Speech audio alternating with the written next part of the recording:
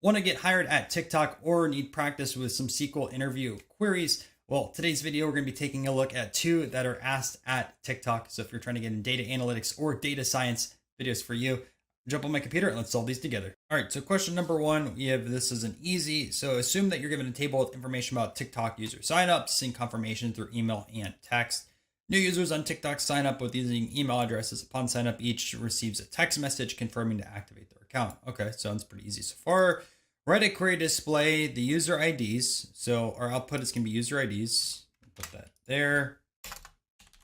Output user IDs of those who did not confirm their sign up on the first day but confirmed on the second day. So we're going to be comparing two dates.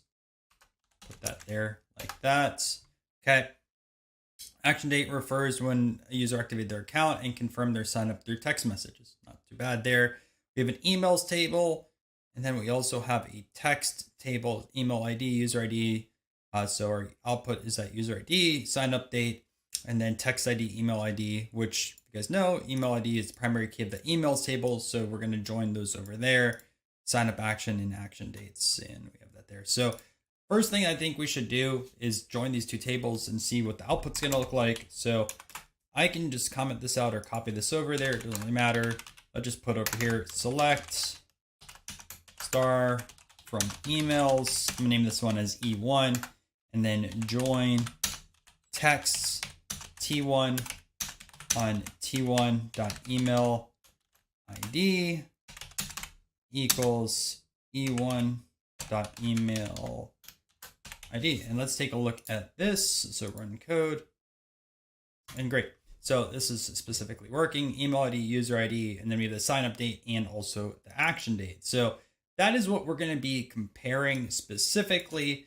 And what we can do is have a with over here, and we can actually query out from outside that with based off of the sign up date and action date. We'll just add one to this sign up date. And then if those two are equal, then we can find out those specific user IDs. So that's not too bad. And instead of select star, just to make this a little bit more efficient, we're just going to output a few different things. So we honestly, all that we need to output is our user ID, our sign up date, and then also our action date. And we don't need the rest of these fields anymore. Although if you honestly want to have an extra filter to make sure that the sign up action is actually confirmed, I would recommend it just in case. So I'm going to throw that in here as well. So let's put our with statement. So with, I'm just going to name this as signups because that's not one of our table names.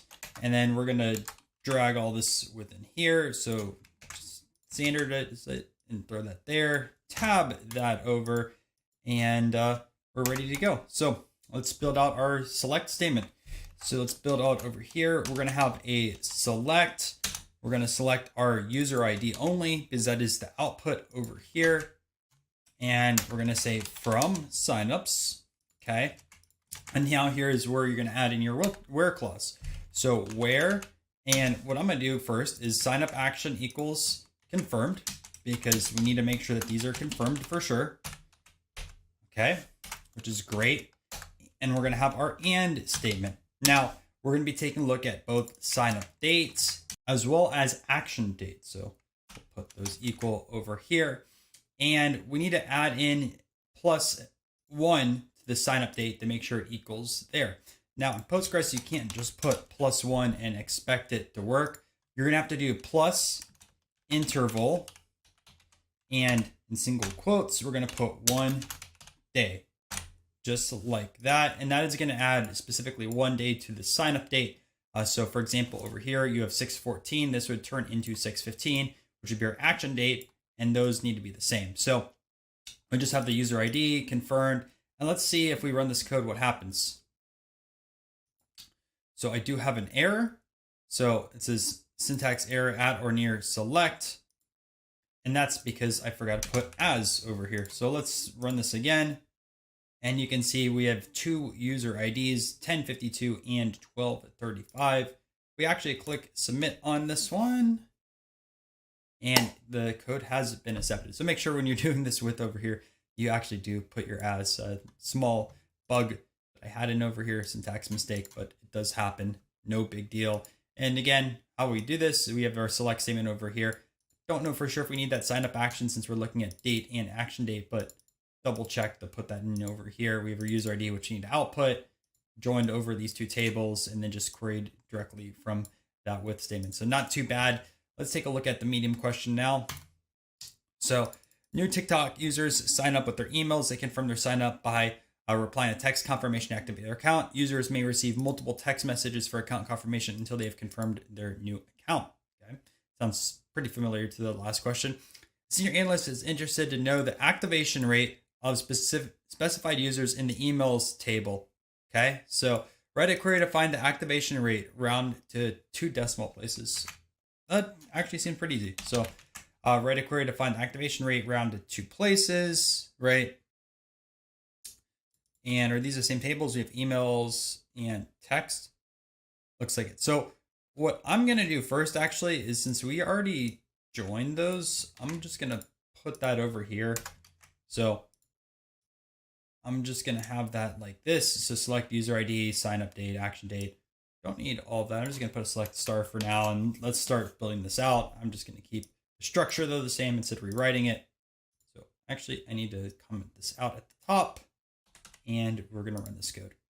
All right, so we're back over here. So what we need to do notes wise, and since we're going to find the decimal on this one, you can see 0.67.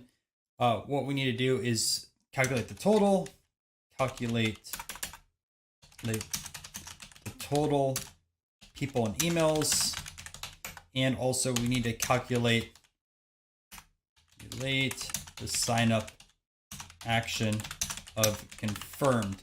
Now, when I think about these type of queries, I always just do a sum and I do a case statement in there. So what we can do first, right, is a count, and we'll just say like as total emails or something like that. Doesn't really matter. And then what we can also do is now our sum. So we can have a sum. We can put case when sign up action equals confirmed, then 1 else as a 0, and then sign up confirmed, just like that. And if we run this one over here, we do have an error because I forgot to put end. So put end right there. Sloppy code writing today. And you can see that there's 6 total emails and 2 that have been confirmed. So now we need to do that calculation. So pretty easy on that. Could you put all this calculations over here? Yes, you could. But in my opinion, I'd rather just have a with and make the code a lot cleaner. So with, and then total signs as, throw everything within over here, drag all of that, put that in here just like that. And let's do our select statement. So select, and then we're going to have signups confirmed. We're going to have to divide that by total emails. Don't worry, guys, we will do the math in a second. And then from total signs like that. All right, so now let's do the math portion of it. So what we need to have is, it says 2 decimal places. So what I do first is 1.00 times that, and then I put everything in a round. So round, and we're going to do 2 places like that. And let's run this code.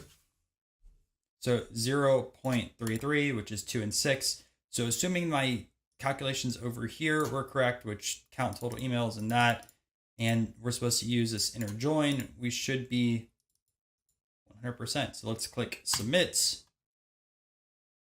and it's been accepted. So again, this is a super helpful statement. You use it in quite a lot of different queries, especially with lead code and like data lemur and interview questions. So sum, case when, memorize that. Pretty easy overall within a with statement, and then just do your calculations outside of it. Super, super clean code rather than just having all this mess over here.